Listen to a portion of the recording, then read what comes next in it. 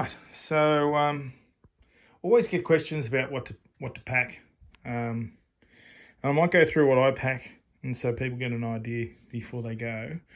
Maybe get some ideas for themselves. So when I'm on preparing for my safaris into Africa, I obviously got to take a few more things because I'm looking at documentation and emails and proof of payments and all that sort of stuff. So I'll have a set of printouts of all my documents. Also, a copy of my my flight tickets, because in some countries you may not get the Wi-Fi that you think you're going to get. So I'll have printables of pretty much everything. Also got a couple of maps. Obviously, you're always taking your passport. In this case, I'm not going... I'm just staying in Southern Africa. I'm not going to East Africa, so I don't need a yellow fever certificate. So I won't be taking that. They call it yellow fever passport, so I don't need to take that. So I've got this. I've also got photocopies of my passport, just in case. You never know. You might lose something, and you may want to refer to it. With my copies, I will try and keep it in a different location than my passport, because if I keep my passport with, say, a money pouch, or the copies of my passport with my money pouch and my passport, I lose everything. All right, so stash your copies of your photocopies of your passport somewhere else. All right, so I've got that. I do use one of these money belts. I am not a fan of them, but I do use them just to store stuff, and then I'll have it in my bag. Very rarely do I wear them outside of an airport. In an airport, it's fine because you've got so much security around, but then after that, I stash it away. People ask about using, sometimes they'll have safes in a hotel. Not a big fan of that either. I would rather hide it in a bag. That's just my preference. Because if they're coming into my room and they're going to go through my bag, I'm going to know as soon as they walk in that room that somebody's disturbed everything and pulled everything apart. And so we've got a bigger problem. Someone's broken into the place, rather than an employee or somebody. I'm not saying there's bad employees, but there's going to be people that may have access to the key to a safe or the pass numbers to a safe. So I don't like using them. Okay. Then binoculars, which I have quite a large set, but I usually pass them around, and they are invaluable. I'll bring them out for every single safari. Something to, clean the lenses and stuff. I got a camera, probably needs to be updated, but I find nowadays that video cameras on your phone are so good, even the photos. So maybe in the future this may not be coming with me, but for this trip it will. Chargers for phones and for laptops. I take a laptop because I'll be doing a lot of business stuff while I am traveling. And then obviously I've got the different connectors. You'll see that South Africa has quite a significant PowerPoint adapter. All right, so if you can't get it in Australia, which you may not, you'll be able to try and get that at the airport in South Africa. A couple of guidebooks. I always take something. You can see they're worn out. I love this one. This is like this beat about the bush. But anyway, I'll take a couple of those with me. Then it's clothing and stuff. Because I wear glasses, my second set of glasses. If I smash them, I can't see anything. Got a couple of hats there for the clients and myself. Obviously, clothes starts to come into effect now. So I take a pair of boots because there will be some walking, and then a pair of flip-flops or thongs, whatever you want to call them. I'll take them because, moving around showers, or maybe you're moving from your room to a pool. Do you really want to put boots on all the time? And barefoot, well, guess what Africa has? They have acacia trees with massive thorns. You step on one of those thorns, you're going to know about it. But the thongs may not save you, but at least they'll prevent them doing serious damage. I bring a nice broad-rimmed hat, okay, from protection from the sun. So I'll take that with me. Jacket, you're going to need it. All right, so I tend to do my safaris in the colder months in Africa. The reason for that is there's less rain, which means your safari experiences are less hindered by the weather, by the rain, but it does get colder. So layers. So when we go early mornings or coming back just as the sun goes down or after dark, a jacket is handy, jumper, think layers. One thing that I didn't pack, which I will go and do, is a beanie. That'll be really valuable in the colder mornings. Then I've got my shirts. You'll probably tend to see there's a general theme with the colour of my clothing. They're all earthy colours.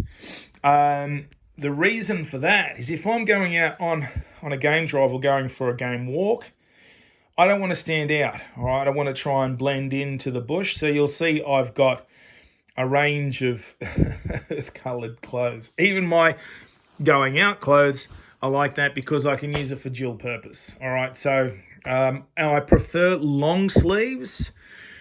And the reason for that is if it's hot, I can fold up my shirts, but it's good against the sun. If you're in an open vehicle where there's no windows and doors, having that protection against the sun with some long sleeve shirts is great. I like collars because you can flick them up and get the sun off your neck. So I tend to use those, right, after doing this for, over a decade now. You'll also tend to find cargo pants.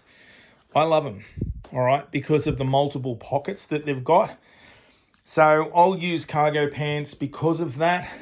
It means when I'm moving around, I'm not going to take the money belt. So the wallet will be something that, I don't even know if I'll take a wallet, but there's definitely, I would not be walking around the towns and the cities with it.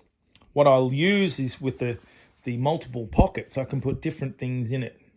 And it doesn't stand out. I mean, if you've got like a wallet that's full of cash, I mean, everyone can see that, right? So you want to be as inconspicuous as you can, right? So I'll have multiple pockets and I'll put stash money in all of them.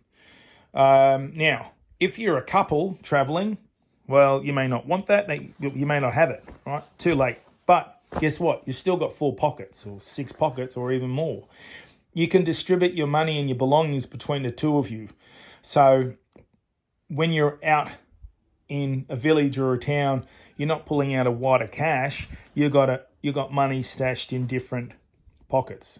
I hope that makes sense. But I love them, right? I can put different things in different pockets. And then I'll know I've got some big cash in this pocket, got some little cash in this pocket, got me phone in this one. So I know what's going on and I just distribute everything in my pockets. All right, so I got this, long pants. So it's cold.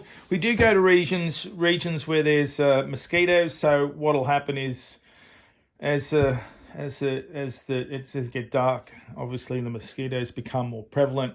So you'll be wearing what's advisable to start wearing long pants and long sleeves to keep the mosquitoes from biting you. So I'll always have a couple of long sleeve pants with me. Long pants with me. I'll have one going out, pair. So we might go out to dinner a couple of times, pair of jeans. So I've got those. Might go for a swim. Might even go to the gym. So I'll bring a couple of things there. A couple of personal items. Always sunscreen. Sunscreen's good. Believe it or not, in some places in Africa, that'll be hard to come by. Reason being, they've got the natural skin colour for the continent. We don't. So, and I've been cut out by skin cancer enough times, so I take that. I also suffer from things like arthritis and all the rest of it. So I will take equipment and medicines that be easy for me to have before I go over there. I got other medical stuff that I'll take, medicines and things I want to take. My, obviously, toiletries. This is just for my comfort while I'm driving. So I'll be using this while I'm driving. It's light, it's foam, I can squish it in, right? So that's going to be the bulk of my luggage that I take when I'm on safari. what I will do is also take a laptop, and I'll have a laptop bag. So that bag is now over the years manifested, and I will take more than just a laptop. So in that bag, obviously, will go my cameras, passport, binoculars, that sort of stuff, because they're a bit heavier, and I don't want to put them in my main luggage. Also got a couple of books to read, as I'm on the plane and waiting. And I will now do things a little bit differently when I'm getting on the plane. I'll try and wear comfy clothes, right? Because from Sydney to Johannesburg is 14 hours on the way there. So try and be as comfortable as I can. I'll also try and pack just some extra clothes in case my luggage gets lost. I've had that happen over the years. It's going to happen if you travel extensively, that at some point they'll lose your luggage. So I tend to pack a few extra things. I'm trying this out for the first time, so I'll see how that goes. I might be able to get some sleep on the plane, so we'll see how that goes. So I'll pack all this extra stuff in a backpack, and I no longer take a laptop bag. I used to take a laptop bag and a backpack, but I moved away from that. I'll just carry everything in one backpack. It's easier. So that's pretty much it. I don't think there's too many other things that I would suggest taking, other than good attitude, maybe some good looks. I don't know if I've got those. Probably why I'm not an influencer. But anyway, but yeah, that's pretty much it in a nutshell. I hope that helps if you are packing for a safari into Africa.